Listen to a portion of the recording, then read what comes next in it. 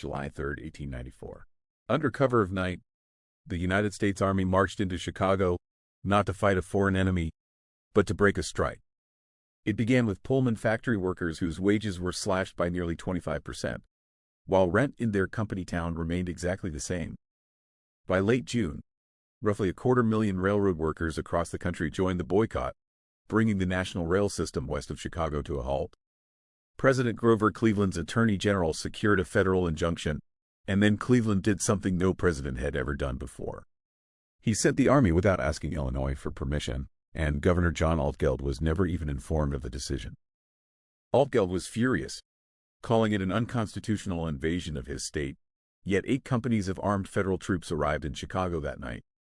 Within days, nearly 4,000 regular Army soldiers occupied the city, with Cleveland declaring that the mail would be delivered at any cost. 4 days later, National Guardsmen opened fire on a crowd, leaving as many as 30 people dead as the strike began to crumble. Union leader Eugene Debs was arrested, and the strike collapsed within weeks.